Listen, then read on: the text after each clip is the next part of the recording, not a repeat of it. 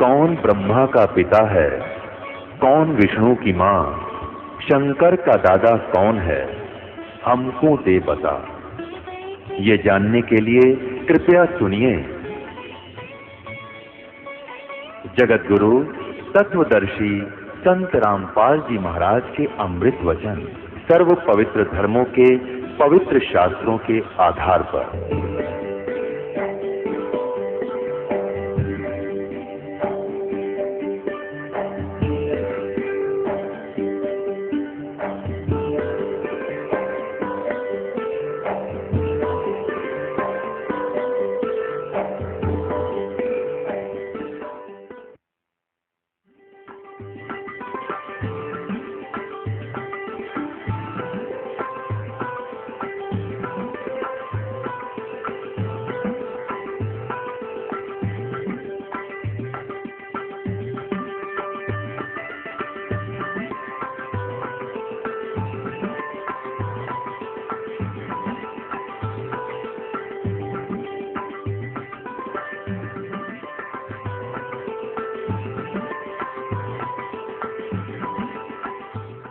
59 पर यानी 59 पर शाकाहारी पत्रिका है और ये 28 अगस्त 1971 को इसने ये स्टेटमेंट दी है। इसमें शाकाहारी पत्रिका में छपी है 28 अगस्त 1971 को। ये देखिए, महापुरुष का जन्म भारत के एक छोटे से गांव में हो चुका है।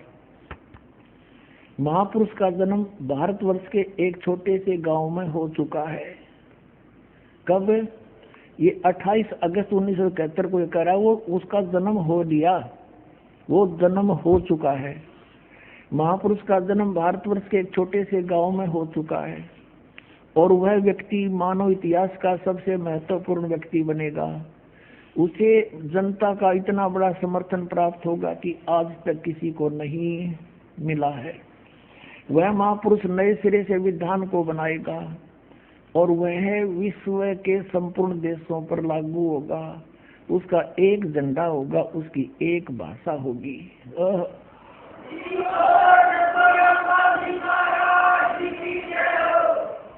अपनात्मा 28 अगस्त 1971 में इसने ये वर्तमान की सत्य वाणी बोल दी। एक तो भविष्यवाणी होती है, आगे वाणी वैसे होगा, आगे आने वाले समय इसने तो तुरंत बता दिया कि हो चुका है। और ये जो कहता था ना कि जय गुरुदेव सतयुग होगा, जय गुरुदेव सतयुग होगा, को 40 साल से तो हम देख रहे हैं इसके द्वारा पे लिखा हुआ। आज तक तो ये सतयुग आ नहीं लिया, दुनिया आग लग रही समाज में। अब इसको आभास हो गया था क्योंकि ये पुनकर्मी प्राणी था। 1971 में इसकी दृष्टि काम करे थी पिछले जन्मों के संस्कार से, और आगे इसकी भक्ति ठीक है नहीं, शास्त्र अनुकूल नहीं है, और जिस कारण से इसके पूर्व जन्म के पुण्य समाप्त हो गए। 1971 में इसकी सही दृष्टि काम करे थी, इसने साची बता दी। हर ईव इसका पल्ला कख नहीं। शिवदयाल जी यही 5 नाम जाप करे था। राधा स्वामी पंथ का प्रवर्तक अरिनी साधनाओं से वो भूत बना अपनी शिष्या बुक्की में बोल रही बड़े पाछ है, तो वही दशा इनकी होगी। जब नहीं संभले तो सचकर बताता हूँ पुण्यात्मा, मुझे कोई शौक नहीं किसी के बारे में कहना, लेकिन ये भाड़ में जा रहे हैं इसलिए दास को दुख हो रहा है। काल के फंसे हुए हैं भगवान की अच्छी आत्मा। अब 1971 में 7 सितंबर को इसने फिर किसी ने पूछा तो इसने के स्टेटमेंट की, देखना इसी पुस्तक में। ये वही जय गुरुदेव के अमरवाणी भाग 2 और इसके ये वही प्रकाशक है दिव्या शर्मा। और ये कहाँ से मुद्रित है? मुद्रक है अर्जेंट प्रिंटर्स, पुराना बस स्टैंड मथुरा से। अब इसके पृष्ठ नंबर हम 50 पर आते हैं। ये देखिएगा, ये 50 पृष्ठ है।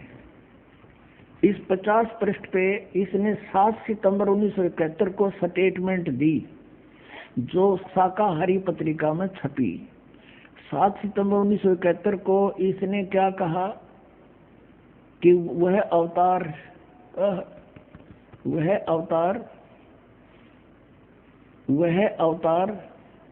जिसकी लोग प्रतीक्षा कर रहे हैं, क्योंकि 28 अगस्त को 1971 को इसने डिक्लेयर कर दिया।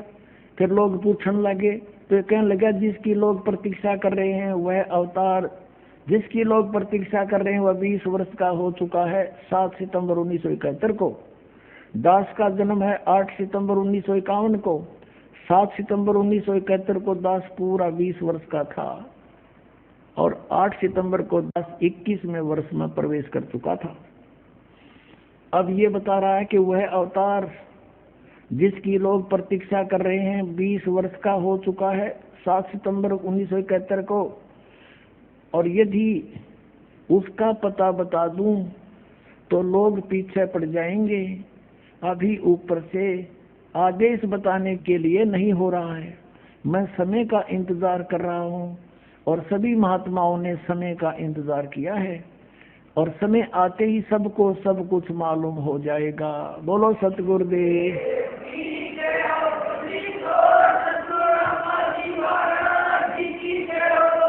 अपनात्माओं, ये तो है इन महापुरुषों की दिव्य दृष्टि। परमात्मा से प्राप्त कुछ सिद्धि से इनको कुछ दिखाई दे जाता है और ये 1971 में इसकी दिव्य दृष्टि सही काम कर रही थी, क्योंकि इसके पुण्य अभी शेष थे, बैटरी डाउन हुई नहीं थी। अब इसके आगे करदर था नहीं इस महापुरुष का, यानी सतभक्ति थी नहीं। ये 500 नाम काल के जपे जिसे राधा स्वामी पंथ का प्रवर्तक शिवदयाल जी भूत बिना बुक्की में बोल रहे, यह दशाई भी की होगी। अब इसके पास खक नहीं बचा है। यदि आज इसकी दिव्य दृष्टि काम करती होती, यू कह देता जाओ भाई बरवाला मार लिया, वो संत रामपाल है उसका नाम।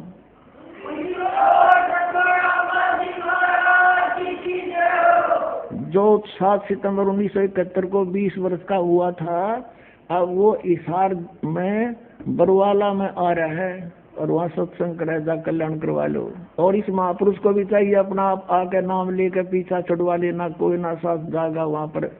ये सत भक्ति का वहाँ अलग से निर्णय होगा। काल के मुंह में फंसे पड़े हैं ये।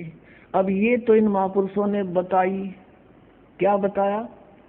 इतना बताया कि जैसे परमात्मा ने ये सारे ब्रह्मांड बना रखे, सूर्य बना रखा है, ये घूम रहा है, चल रहा है, ऐसे भी घूम रहा है, सूर्य के चारों तरफ ही घूम रहा है। अब बनाने वाले ने बनाकर छोड़ दिए, वो अपना विधिवत समय पर काम कर रहे हैं। और कोई खगोल भगोल का ज्ञाता अपनी अटकलबाजी ला के और ये बता दे कि अभी परसों 6:20 पर सूर्य उदय होगा, और वो होना 6:20 पर हो गया, और वो कह देखा ना मैंने साची बता दी थी। वो ना बताता तो भी होना था, वो तो निर्धारित था। तो इन महापुरुषों का कोई विशेष योगदान नहीं है इसमें, क्योंकि परमात्मा ने जो बना रखा है वो तो होना ही है। तो कबीर परमेश्वर ने 600 वर्ष पहले बता दिया था कि मैंने यार ठीक दर्दी भाई, कलयुग में जब 5505 वर्ष बीत जाएंगे, जब यह मेरी बात सच्ची होगी, तो मैं आज बोल रहा हूँ। क्या बोल रहे हैं? अब देखिएगा, कबीर सागर में प्रमाण दिखाते हैं आपको परमात्मा ने क्या कहा था। ये कबीर सागर, ये है कबीर सागर प्रथम खंड, और ये किसके द्वारा संशोधित है? कबीर पंथी भारत पथिक स्वामी युगलानंद बिहारी द्वारा प्रस्कृत। मुद्रक प्रकाशक है खेमरा श्री कृष्ण दास, अध्यक्ष श्री वेंकटेश्वर परेश, खेमरा श्री कृष्ण दास मार्ग, मुंबई। अब इसके अंदर आपको दिखाते हैं कबीर वाणी नामक एक चैप्टर है, और इसमें परमात्मा ने बताया है कि काल ने न्यू कहा था मैं 12 पंथ चलाऊंगा तेरे नाम पे, कबीर साहब के नाम पे। 136 पृष्ठ पे कबीर वाणी नामक ये एक चैप्टर है, बोध सागर का अंग है। ये खंड है, ये चैप्टर है, और इसकी ये साखी 12 पंथ चलो सो भेद।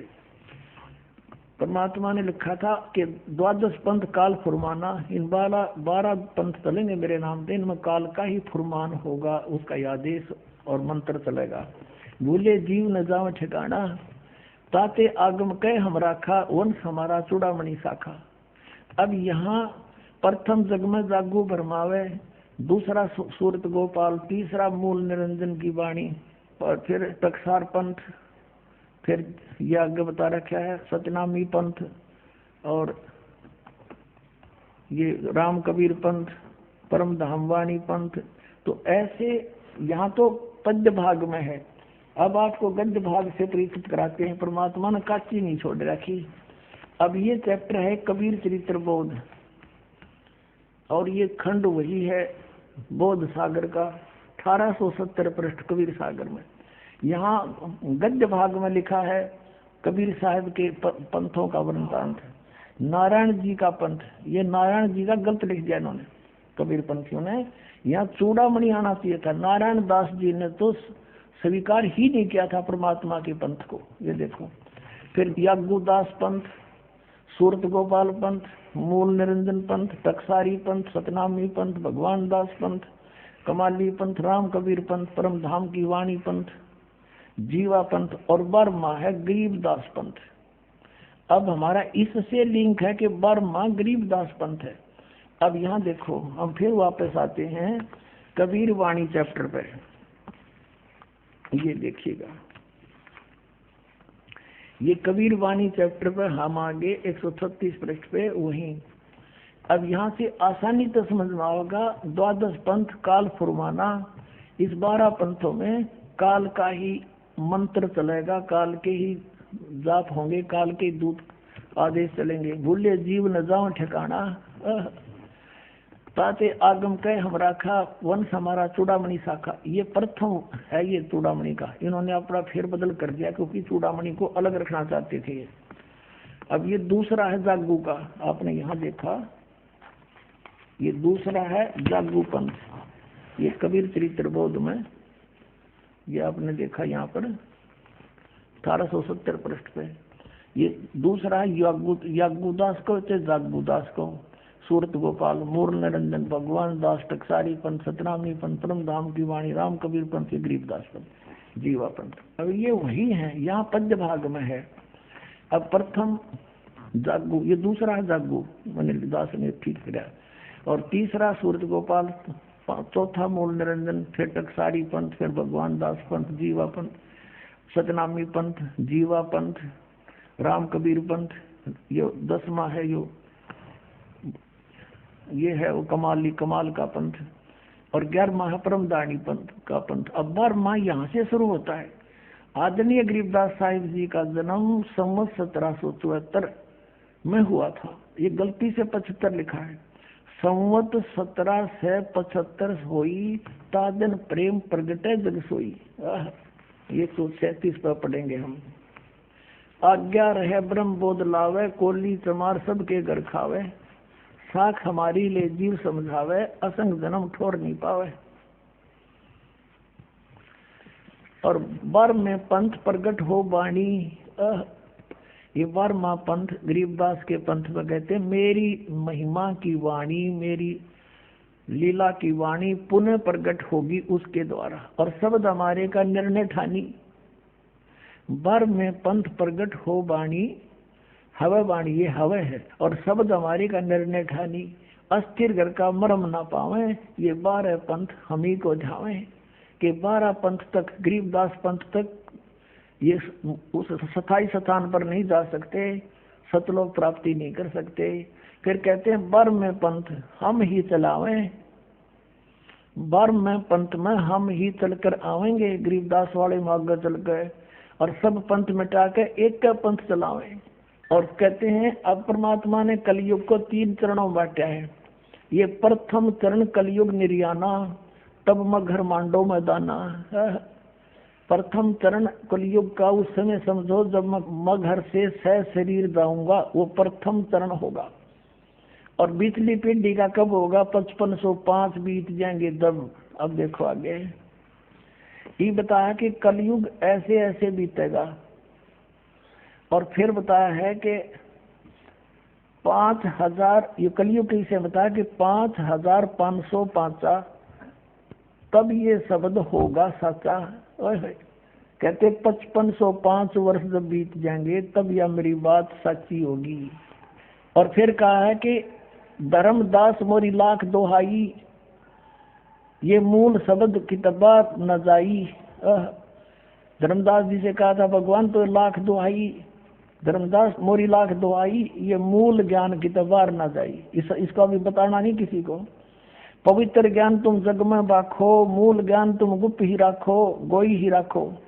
मूल ज्ञान जो बाहर तर ही, बिचली पीढ़ी हंसनी तर ही।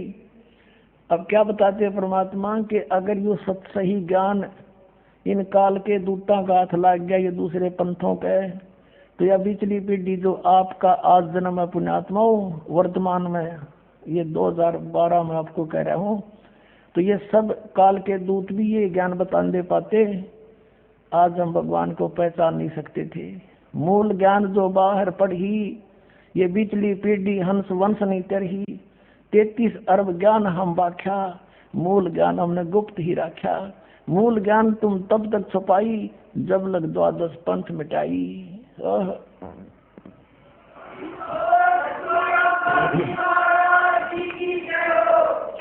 अब ये कंसेप्ट क्लियर और करते हैं कि ये 5505 वर्ष कब कलयुग बीता, कब हुआ। पुण्यात्माओं, हिंदू धर्म के अंदर गीता प्रेस गोरखपुर से छपी पुस्तक और शंकराचार्यों के मुख से निकले वचन ऑथेंटिक माने जाते हैं। अभी दिखाता हूं आपको इन शंकराचार्यों के ही द्वारा कलयुग की कैलकुलेशन। एक पुस्तक है हिमालय तीर्थ, इसमें लिखा है कि एक शिव रहस्य नामक कोई पुस्तक है, उसकी एक श्लोक का हवाला दे रखा है कि शंकराचार्य का जन्म 3000 कलयुग जब बीत जाएगा, 3000 वर्ष तब होगा। देखिएगा, ये है हिमालय तीर्थ और ये कहां से छपी है ये दिखाते हैं।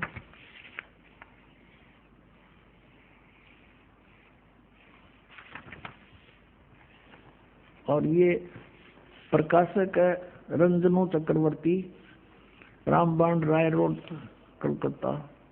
ये मुद्रिक गिरी प्रिंट सर्विसेज, कलकत्ता। ये इसके 42 पृष्ठ पे आते हैं। ये है हिमालय तीर्थ पुस्तक है और ये पृष्ठ 42, और यहाँ शंकराचार्य के जन्म के विषय में जानकारी है।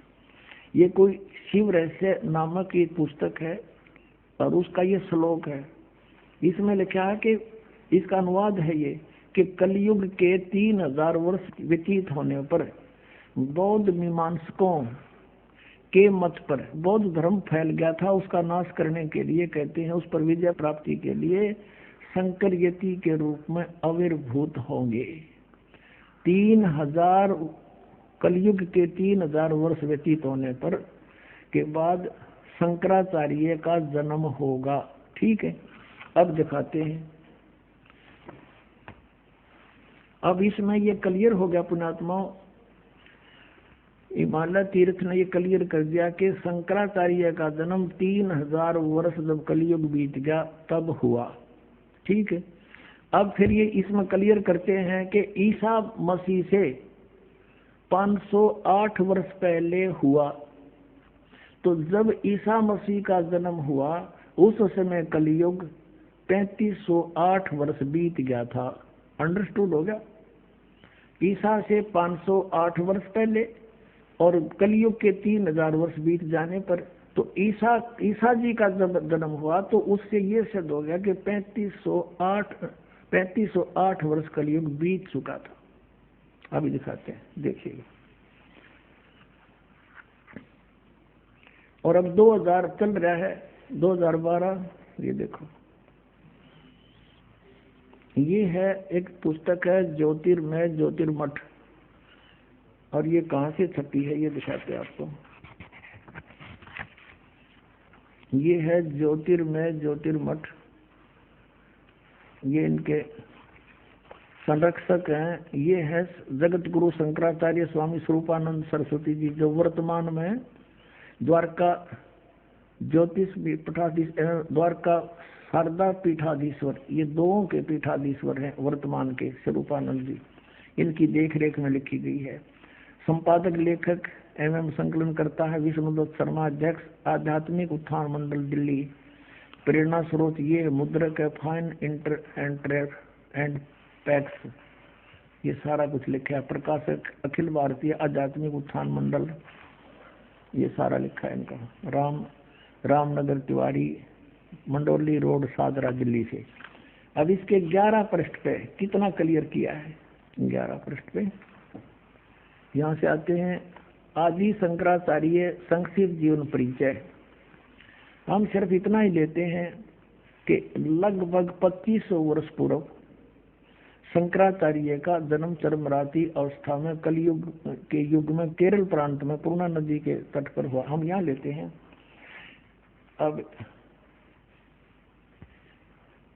अब यहाँ क्या बताते हैं कि शंकराचार्य का जन्म भगवान शंकर के आशीर्वाद से हुआ, अतः उनका नाम शंकर रखा गया। गुरु परंपरागत मठों के अनुसार उनका आविर्भाव काल, जन्म का समय ईसा पूर्व 508 बताया जाता है। ईसा से 508 वर्ष पहले शंकराचार्य का जन्म हुआ और 32 साल की उम्र में वो मर गया। तो घटा करें उसके बाद फिर 476 ईसा पूर्व इसकी मृत्यु होली थी। ये इसलिए 2 अंकित है। 508 वर्ष पहले ईसा से हुआ। अब हमने यहाँ से इतना लेना था।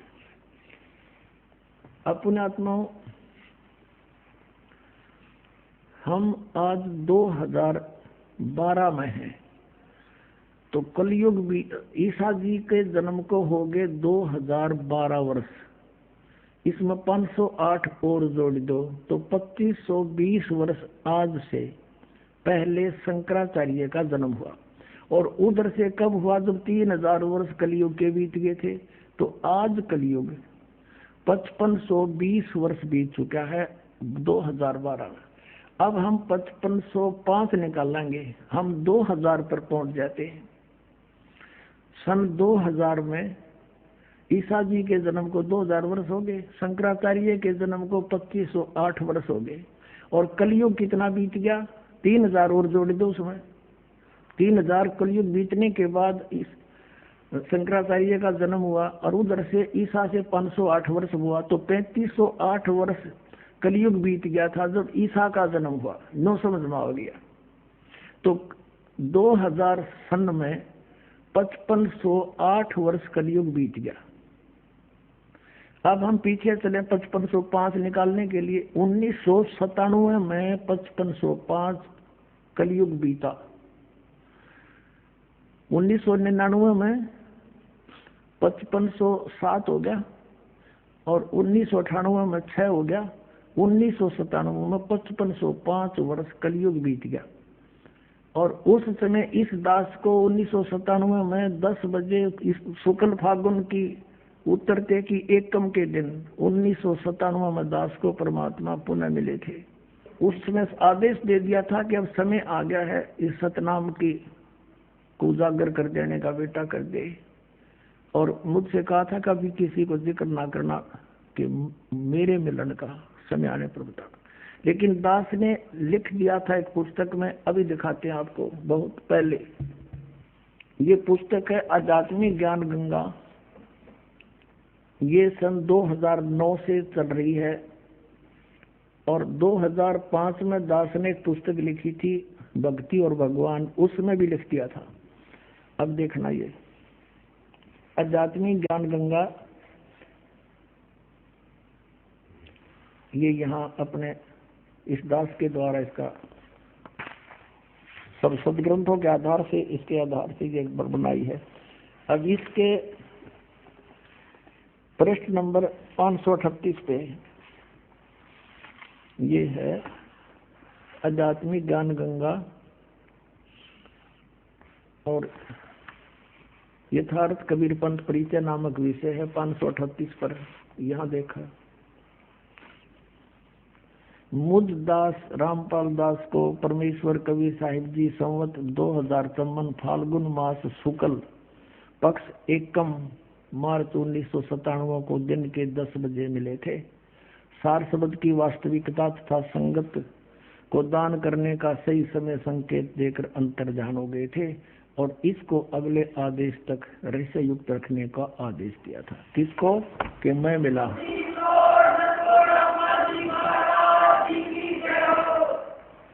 तो पुण्यात्माओं, ये दास ने कोई बाद में नहीं लिखी, ये 5505 तक ये समझ में आई हमारा।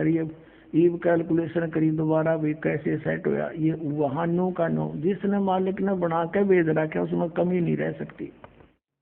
ये दास उसी परमेश्वर का भेजा हुआ है आपके लिए। अब आपको दिखाते हैं कबीर सागर में एक और रहस्य है। जब परमात्मा ने उस समय कहा था 550 वर्ष पहले, 650 वर्ष पहले कि धर्मदास एक ऐसा समय आएगा जो 5505 को मैं बता रहा हूँ, उस समय एक ऐसा समय आएगा जब मेरा हंस जाएगा। जो उसमें तो कहा परमात्मा ने कि हम ही जाएंगे गरीबदास वाले पंथ में आगे चल के। और फिर बताया है देखना कि एक महापुरुष आएगा, यानी परमात्मा बार बार नो कहे, जैसे यहाँ आए थे तो बार बार नो कहते मैं भगवान हूँ, कोई नहीं माने, तो थोड़ा सा घुमा कर कहते हैं भगवान, फिर समझ में आती है। ये देखिएगा, ये कबीर सागर है, वही जो आपको अभी पहले दिखाया था, ये कबीर सागर है। और इसके सवसम बोध नामक एक चैप्टर है और खंड इसका वही बोध सागर खंड है। 170 पृष्ठ से यहाँ से देखिए, ये सत्य कबीर वचन यानी परमात्मा के वचन है, लेकिन हमारे काम के ये यहाँ से है 171 पृष्ठ से। सवसम वेद बोध यहाँ लिखा है 5 सहस और 500 जब, 5 सहस और 500 यानी 5500 जब कलयुग बीत जाए, महापुरुष फरमान तब जग तारण को आए। अब 5 सहस और 500 यानी 5500 जब कलयुग बीत जाए, महापुरुष फरमान तब जग तारण को आए। 5500 जब कलयुग बीत जाएगा तब एक महापुरुष संसार का उद्धार करने के लिए आएगा और उसके पास सही फरमान होगा। फरमान माने वो मंत्र जाप आदेश।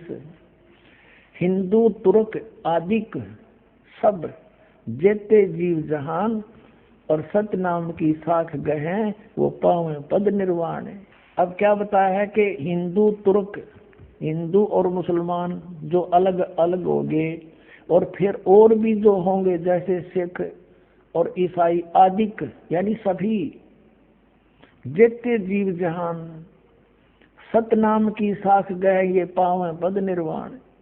निर्वाण माने मोक्ष, मोक्ष पद पाओगे सब के सब वो सतनाम प्राप्त करके इस दास से, महापुरुष से। जैसे परमात्मा ने कहा था उस कबीर वाणी में कि सभी पंथों को मिटा के एक पंथ चलाऊंगा, उसके विषय में फिर दोहराया है कि वो कैसे एक होंगे। यथा सरित गण आप ही मिले सिंधु में धाये, सत सुकृत के मध्य तिमी सभी पंथ समाये। क्या बताया कि जैसे सरित गण यानी नदियों का, नदियां, सरित गण माने नारी नारी नदी, और आप ही उस समुद्र में जाकर वेग धाय माने शीघ्रता से मिल जाती हैं फटाफट।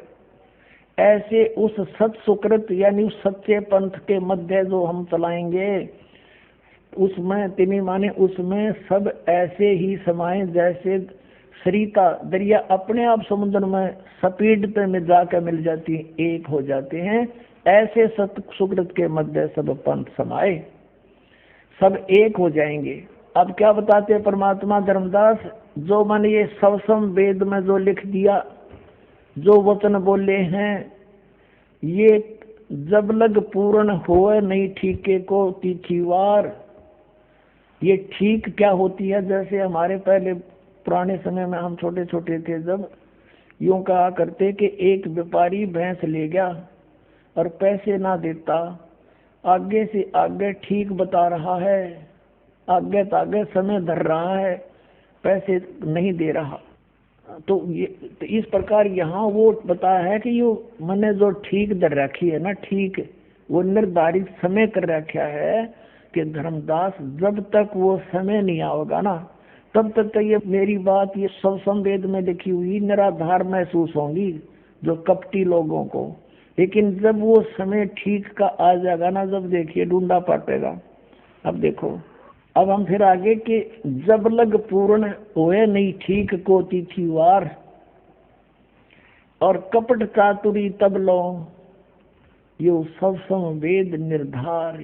कहते हैं तब तक तो मेरे द्वारा ये बात कही गई सब संवेद वाली, ये गुप्त ज्ञान, सब संवेद माने गुप्त ज्ञान जो पहले भी अब भी कहा है, तो ये निराधार महसूस होगा जब लग पूर्ण होए नहीं ठीका यो ठीक को तिथिवार, यानी ठीक उस निर्धारित धरे हुए निर्धारित किए हुए समय की जो समय नहीं आएगा तब तक तो मेरा यो ज्ञान निराधार महसूस होगा। जब वो समय आ जाएगा ठीक का, जो है ठीक का दिन आवंत, युगंत लिखा आवंत, तो क्या होगा, सब ही नारी नर शुद्ध, सब कपट छोड़ कर बुराई त्याग देंगे सब नर नारी। और जब ठीक का दिन आवंत और कपट चातुरी छोड़ कर वो शरण कबीर गहंत।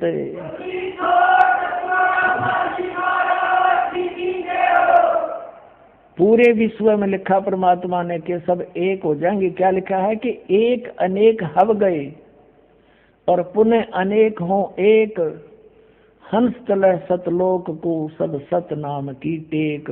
एक से हम अनेक बना दिए काल ने, हिंदू न्यारे, मुसलमान अलग, सिख न्यारे, ईसाई अलग से और नरे धर्म बना दिए और ये मजहब पंथ गणे बना दिए। कहते हैं जैसे हम एक से अनेक हो गए और पुनः फिर हम अनेक से एक होवांगे, पुनः अनेक हो एक और हंस चले सतलोक को सब सत नाम की टेक। के सभी के सभी सतलोक में चले जाएंगे सतनाम प्राप्ति करके। इस दास से इससे पहले राधा स्वामी पंथाला ने सतनाम का कह ख का भी पता कोई ना, ये काल के दूत थे इसलिए छुपा कर रखी भगवान ने, उनको सतनाम का नहीं पता यू खान का है पीन का। अब ये वास्तविक मंत्र आपको दिया जाएगा, इससे आप सबका मोक्ष होगा, पूरे विश्व में शांति। देखना आगे कितना कमाल किया है कि घर घर बोध विचार हो, मेरे ज्ञान का घर घर चर्चा चलेगी और दुर्मति दूर बहाए, सबकी दुर्बुद्धि दूर हो जाएगी, हाहाकार मिट जाएगा, माया की दौड़ मिलावट रिश्वतखोरी आपस में लड़ाई खींचातानी ये दुर्मति दूर बहाए और कलयुग में एक होकर सब बरतें सहज सुभाए।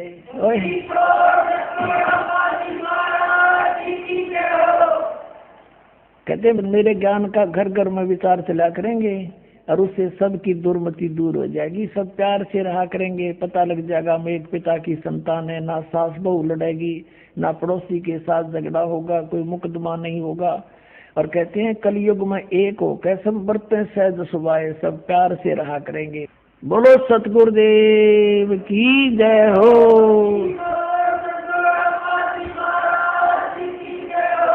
पुण्यात्माओं, आपका सौभाग्य है, धन आपके माता पिता जिससे जन्म हुआ, आप वो प्यारी आत्मा हैं जिसके लिए ये समय ठीक दर रखी थी। बोलो सतगुरुदेव की जय हो।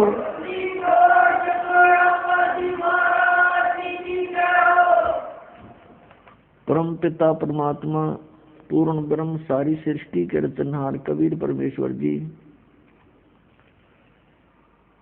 ये हमें तत्व ज्ञान कराने के लिए, हमारी सतीति से परिचित कराने के लिए और हमें ये बताने के लिए कि तुम यहाँ के वासी नहीं हो, आप ऐसे लोक में रहा करते थे जहाँ आपकी जन्म मृत्यु नहीं होती थी, वहाँ आपकी जरा मरण नहीं था, वहाँ वृद्ध अवस्था नहीं थी, मृत्यु नहीं होती थी।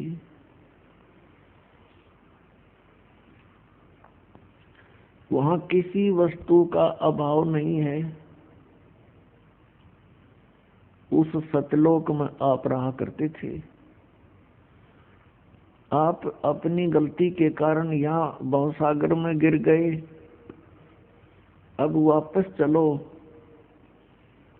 अब जिस लोक में आप रह रहे हो ये लोक अच्छा नहीं है, यहाँ कोई प्राणी सुखी नहीं है, यहाँ का भगवान ये परमात्मा नहीं है। ये श्रेष्ठ आत्मा नहीं है। आपके ऊपर कितने कैर टूट रहे हैं, और जिसको तुम परमात्मा कहकर पुकारते रहते हो तुम्हें कोई राहत नहीं मिलती। जो परमात्मा है उसका आपको ज्ञान नहीं। वो परमात्मा कौन है? वो काशी में आए थे कबीर दुल्हा धानक।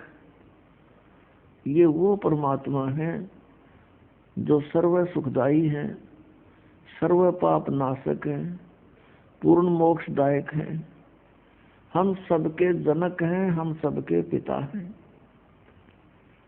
अपनों का अपनों को दुख होता है,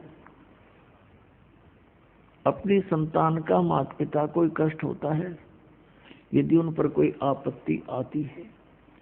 हम यहाँ घोर कष्ट उठा रहे हैं, हमारे पिता बहुत दुख पा रहे हैं,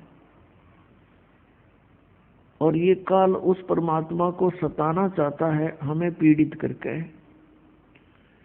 पुण्यात्माओं, आपने ये अमर कथा कभी सुनी ही नहीं थी, इसलिए ये बातें ऐसी लगती हैं शीघ्र सी स्वीकार्य नहीं होती, क्योंकि आप बच्चे हो और ये ज्ञान उच्च सत्र का है। छोटे बच्चे माता पिता से कुछ वचन सुनते भी हैं तो उनकी बुद्धि ग्रहण नहीं करती शीघ्र सी। जिस दिन आपकी या समाप्त हो जाएगी, जैसे छोटे से बच्चे को वो कोई आकर के वस्तु उठा लेता है, जैसे पेन उठा लेता है और पूछता है कि पापा ये क्या है। पिताजी कहता है बेटा पेन है पेन। फिर कहता है फिर कहता पेन है बेटा पेन।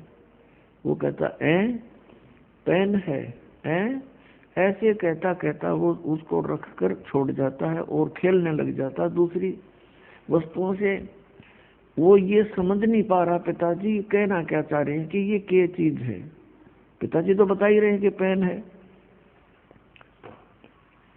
तो वो अभी उसकी बुद्धि इतनी बनी नहीं है कि उसको ग्रहण कर ले पिताजी क्या बता रहे हैं।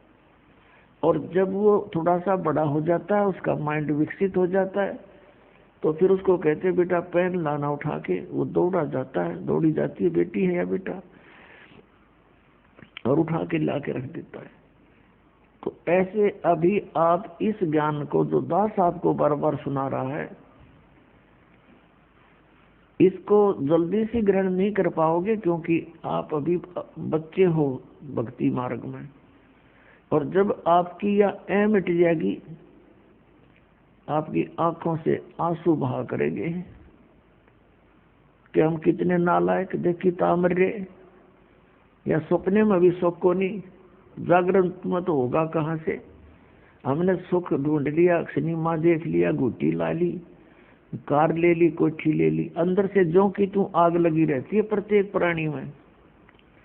परमात्मा कहते ब्रह्मांड 2100 आग लगी है, और ये कृत्रिमबाजी सब ठगी है।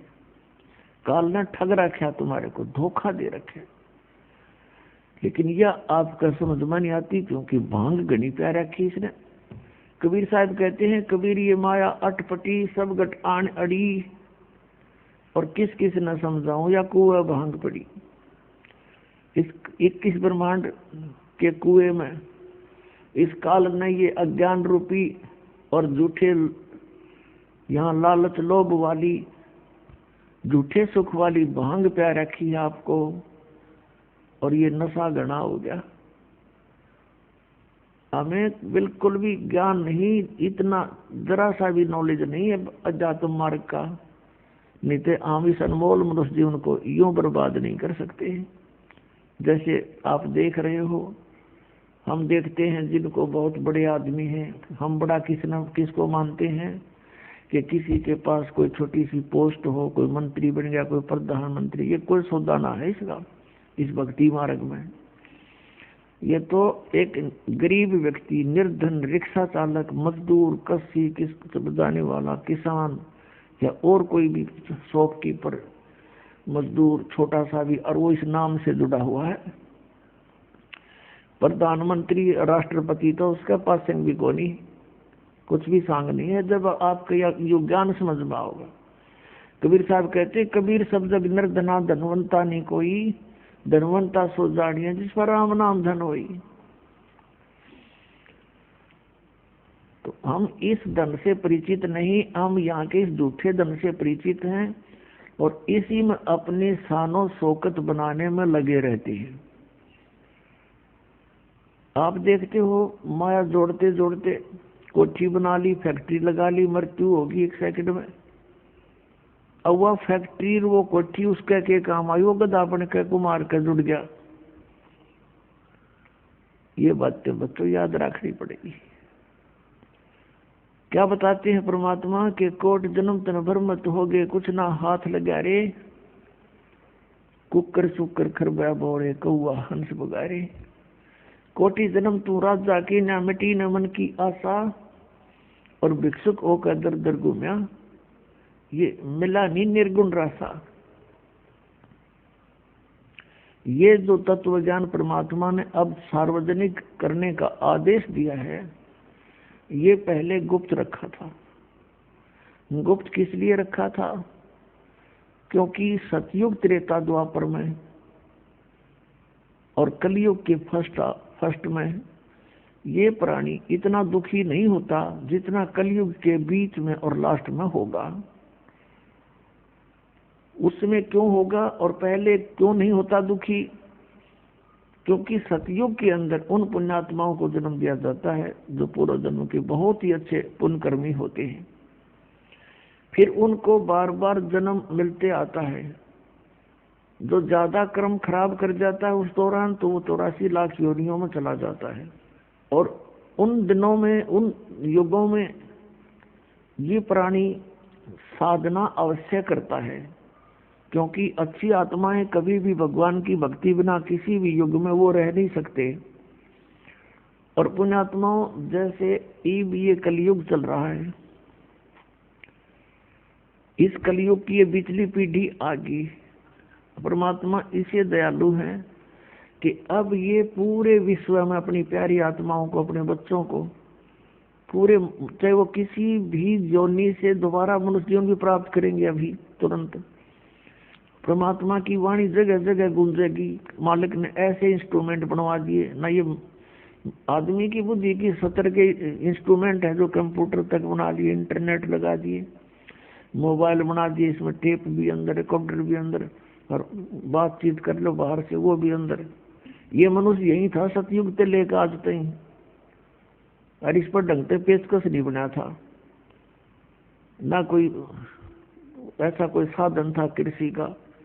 तो अब ये इसलिए बनवाए हैं परमात्मा ने कि इसके माध्यम से मेरे बच्चों तक से वो किसी योनि में, कुत्ते गधे सुअर या अन्य किसी योनि में है। जैसे कुम्हार ने नाम ले लिया, मोबाइल साथ रखेगा, गधे साथ होंगे, उन गधों पर भी वाणी का असर होगा। मालिक की इतनी सौसिद्ध वाणी है ये परमात्मा की। किसान हल जोतता है और बैलों के साथ घूम रहा है, जेब में मोबाइल है, परमात्मा की वाणी सुन रहा है, क्योंकि सुने बिना आत्मा रह ही नहीं सकती।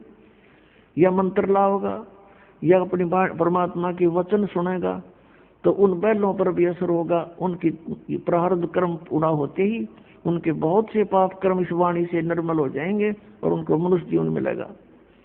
तो इस प्रकार पूरे विश्व में परमात्मा एक बार सभी प्राणियों पर रहम करेगा, और जो अच्छी आत्मा है वो तो पार हो ही जाएंगी, क्योंकि उनको ज्ञान सुनेगा, उनका वो तो सिर धड़की बाजी ला देंगे। जैसे पहले पिछले इतिहास देख लो, गोपीचंद और भर्तृहरि दोनों राजा थे। परमात्मा प्राप्ति के लिए गोरखनाथ जी से उपदेश लिया और जो भी आज्ञा दी उस गुरु ने, और जिस सत्र का वो गुरु था, और उन्होंने जो उससे प्राप्त किया, जो आज्ञा मिली, वो सिर धड़की बाजी ला दी। गुरुदेव ने कहा कि जाओ, अलवर के राजा का किला बन रहा है और उसमें मजदूरी करो और मंत्र भी जाप करते रहना, और वहां से मेहनताना मत लेना, रोटी के लिए कहीं और टाइम करना। अब जो आज्ञा गुरुदेव, उन्होंने जिसने भगवान पाना, फिर बकवादों की कहाँ कसर रहेगी, उस आवश्यकता रहेगी, अगर मगर कहाँ रह गया फिर उसके मन में।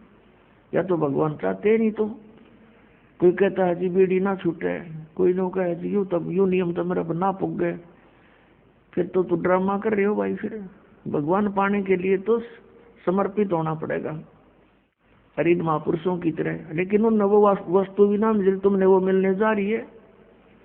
तो 12 वर्ष तक अलवर के किले में उन्होंने मजदूरी करी और मंत्र जाप करते रहे। और टाइम के लिए कुम्हार के घर पे गारा गुंदा करते, उसकी गारा गुच्छा करते और उससे रोटी प्राप्त करते थे। और वहां मजदूरी करते, जो भी समय था निर्धारित 8-7 घंटे का। तो जिन अब पुण्यात्मा वही है ये जो सब कुछ कर सकते हैं मालिक पाने के लिए, जब इनको ज्ञान हो जाएगा। समझना अरीबती बात हमने ये दिखाई दे यहाँ की चोचले, तो ये चोचले हमें फिर नकली दिखाई देंगे। खिलौने मिट्टी के पुत्र है, कितना प्यारा लगे है, मृत्यु हो जाए एक्सीडेंट में, टूट गया खिलौना, रो माथे पास मार मार के। परमात्मा कहते हैं गुड़िया खेलत जन्म गवा दिया तने लाया नहीं विचार। ये खिलौनों से खेलते तने असंग जन्म हो गए, कुछ भी ना सोचा। आत्मा तू कहाँ से आई थी, कहाँ जाना है तूने। तो पूरे विश्व में अब शांति होगी, एक बार सतयुग जैसा माहौल बनेगा, हाहाकार मिट जाएगी। हम जो भिन्न भिन्न पंथ बना बैठे, भिन्न भिन्न मजहब बन बैठे, हम अपने भोलेपन में अलग अलग हो गए, परमात्मा के लिए हुए। हमने सोचा हिंदू धर्म अपनाने से भगवान मिलेगा, फिर अलग से कोई मजहब बना, मुसलमान धर्म बना, तो हमने सोचा शायद इससे भगवान मिलेगा, तो उसमें चले गए, वो ग्रहण किया कुछ पुण्यात्माओं ने। फिर किसी ने पता लगा भाई सिख धर्म से हमें लाभ होगा, तो सिख धर्म भी खूब अनुयायी बने। किसी ने ईसाई धर्म से सोचा कि शायद ऐसे भगवान मिल जाएगा, तो ईसाई बन जाएंगे हम। लेकिन अब हमें पता चलेगा, क्योंकि हम पहले दूसरों की सुनी सुनाई पर विश्वास किया करते थे, और अब हम आंखों देख कर विश्वास करेंगे अपने सदग्रंथों को। और जिन महापुरुषों ने परमात्मा पाया, उन्होंने जो साधना की और जैसे वो रहे, हमने ऐसे ही करना पड़ेगा, तो हम मोक्ष प्राप्त करेंगे, ना तो फिर केवल कहने की बातें हैं। तो इस प्रकार हम फिर एक होंगे। परमात्मा ने 600 वर्ष पहले कह दिया था धर्मदास, कलयुग जब 5500 वर्ष बीत जाएगा, उस समय परमात्मा ने कहा कि हम ही आएंगे। अब वो परमात्मा नहीं आए, दास को इस योग्य समझा होगा, भेज दिया। लेकिन पावर और शक्ति और सहयोग उसी का है, कबीर भगवान का। अब फिर दूसरे शब्दों में कबीर परमात्मा कहते हैं, मम संत मुझे जान मेरा ही स्वरूपम। मेरे संत को मुझे ही जानना, मेरा ही स्वरूप समझना, गुरु को परमात्मा के तुल्य ट्रीट करना, तब तुम्हारी समस्या हल होगी। भले ही जैसे गुरु जी परमात्मा नहीं है, लेकिन आप जी ने गुरु जी को एज ए गॉड ट्रीट करना पड़ेगा, तब आपका समाधान हो सकेगा, नहीं तो नहीं होगा। जैसे एक गणित का प्रश्न होता है, ब्याज का, ऋण का, तो उसमें मूलधन ज्ञात करना होता है। तो उसमें मानना पड़ता है कि मान लीजिए मूलधन 100 रुपये, फिर उससे वो दर निकल आती है, फिर मल्टीप्लाई करके ओरिजिनल मूलधन हमें प्राप्त हो सकता है। ओरिजिनल मूलधन अरबों में होता है, लेकिन उस अरबों वाले मूलधन को प्राप्त करने के लिए हमने सपोज करना पड़ेगा कि मान ले मूलधन 100 रुपये, वो 100 रुपये मूलधन नहीं है, पर उस 100 रुपये मूलधन मानने बिना वो अरबों वाला मूलधन मिला को नहीं। ऐसे ही दास को यानी गुरु को आपने ये सोच के अपने आप को व्यवहार बदलना पड़ेगा कि मेरे सामने भगवान खड़ा है। गुरु एक मनुष्य नहीं। परमात्मा कहते हैं गुरु मानुष कर जानते ते नर कहिए अंध, मां दुखी संसार में फिर आग गई उनके फंद। गुरु को मानुष जो गिने और करे चरणामृत को पान, वो चरण धो पीवारू मानुष गिने ते नर नर कह जाएंगे, युग युग हों समान, ते भक्ति भी कर रहे हैं। अब ये मर्यादाएं आपने अपनानी पड़ेंगी, अपना व्यवहार बदलना पड़ेगा, अपना स्वभाव बदलना पड़ेगा, आधीनी में आना पड़ेगा। हमें आधीनी बिना भगवान नहीं मिले। हम अभिमान कितना कर सकते हैं, किस चीज का कर सकते हैं? अगर शरीर का करते हैं, उच्च जाति का करते हैं, शरीर में 1 मिनट में अधरंग मार जा, पड़ा पड़ा बांगा मुंह हो जा, मुंह में माखी बड़े और लगने, हाथ से हटा भी नहीं सकता। बता इसका क्या अभिमान करे प्राणी। आज उच्च जाति में है, कल मृत्यु हो गया, गधा बन गया, वह जाति के साथ काम दिया उस जाति और मजहब ने। तो हमने हर तरह से अपने इस मन के जो पर हैं बकवाद करने के, ये सब काटने पड़ेंगे, इनको ठीक करना पड़ेगा। तो ये ज्ञान से होगा। तो जब हम गुरुजी को एज ए गॉड ट्रीट करेंगे, अब जिन्होंने परमात्मा पाना है वो अच्छे विद्यार्थी होते हैं। अच्छे विद्यार्थी अपने स्कूल के विद्यालय के टीचर के साथ भी बहुत अच्छा ही व्यवहार करते हैं, और जो निकम्मे होते हैं वो तो फिर स्वभाव उनका खराब होता है, फिर लास्ट में वो शिक्षा प्राप्त नहीं कर पाते हैं, फिर मजदूर लगते हैं, आजीवन दुख पाते हैं। तो यहाँ बताया कि इस प्रकार हम जब रहेंगे, गुरुजी को ये मानकर बैठे कि यहाँ मान ले इस दास के स्थान पर और कबीर परमात्मा आ जा, जो भगवान है हमारे सबके पिता, तो आप कैसे व्यवहार करोगे? ये थोड़ी सी सोचने की बात है, क्योंकि हम परमात्मा के लिए चले हैं और परमात्मा को पाने के लिए परमात्मा के साथ हमें एक डील भी करना सीखना पड़ेगा। क्योंकि हम डील ठीक ना करके तो वहां से यहाँ गिर गए, और अब भी हमारा ऐसे ही व्यवहार हुआ तो भगवान कैसे एक्सेप्ट करेगा अपने को? आज्ञा का पालन हो, नम्रता हो, गुरु के अंदर कोई दोष दिखाई नहीं देना चाहिए किसी भी प्रकार से। आप कितने समझदार हो सकते हो, आप कितनी बुद्धि रख सकते हो, आपको अपने का नहीं पता कल के हो जाएगा, और दूसरे के विषय में हम सोचते हैं, तो ये हमारी नालायकी है। तो इस प्रकार अपने अंतःकरण के इस जो विचार हैं इनको भी हमने शुद्ध करना। और ये शुद्ध कैसे होंगे? जब तक आप गुरु जी को परमात्मा के तुल्य नहीं देखोगे तो सफल नहीं हो पाओगे। तो ये नियम है कुछ। तो कहने का भाव ये है कि जिन महापुरुषों ने परमात्मा पाना वो तो इब के निकल जाएंगे सब, इब के घनी आसानी से निकलोगे। और प्रत्येक कलयुग में इस बिचली पीढ़ी में अरबों खरबों प्राणी परमात्मा पार करते, मनुष्य जीवन जला जला के उनको फटाफट। लेकिन नियम में रहना पड़ेगा। भक्ति बहुत आसान है। नाम उठत नाम बैठत नाम सोवत जागवे, नाम खाते नाम पीते नाम सेती लागवे। अब इसमें हमें भक्ति में बाधक क्या क्या चीजें हैं? भक्ति में बाधक है, हमें लोग दूसरों को देखम देखा विवाह पर खर्च करते हैं। जिसके 2 पुत्रियां होगी उसकी नींद हराम हो जाती है जब वो युवा होने लगती हैं इनके विवाह के लिए। इसमें कुछ एक तो ऐसे लोग हैं कि कई लाख रुपए विवाह में खर्च कर देते हैं, तो वो टेंशन उनको भक्ति नहीं करने देती। फिर कोठी बनाने की होड़, लंबी कार लेने की होड़। तो ये इस ज्ञान से ये मन के जो फैलाव है ये कम हो जाएगा, ये खत्म हो जाएगा, इच्छाएं समाप्त हो जाएंगी। और बेटी का विवाह, बेटों का विवाह हमने बहुत सिंपल वे से करना चाहिए। पुण्यात्माओं, यदि आपने इस मार्ग पर सफल होना है, दास के एक एक वचन पर लक्ष्मण रेखा समझकर आपने कार्य करना पड़ेगा।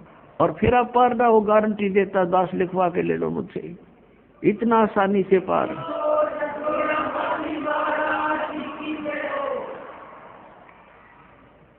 इन कार कोठियान के सिर में मारेगा, सारी उम्र खोजी इन कोठी बनाने में, कार खरीदने में, कल मृत्यु हो जा।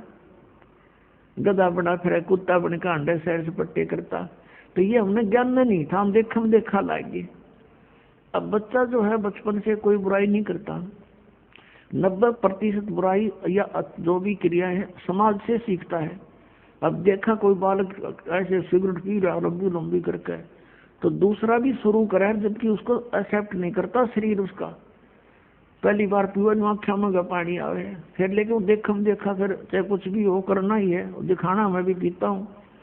तो ये बकवादें छूट जाएंगी। हम सबसे पहले सब बुराई हटानी पड़ेंगी, फिर वो टेंशन खत्म हो जाएगी। जैसे मजदूर है बेचारा, अब वो काम कर रहा है, अब उसको टेंशन है कि 2 बेटियां ब्यानी है, कैसे करूंगा, उससे ये लाना है, उससे ये लाना है, ऐसे करूंगा, कहाँ से पैसे लो।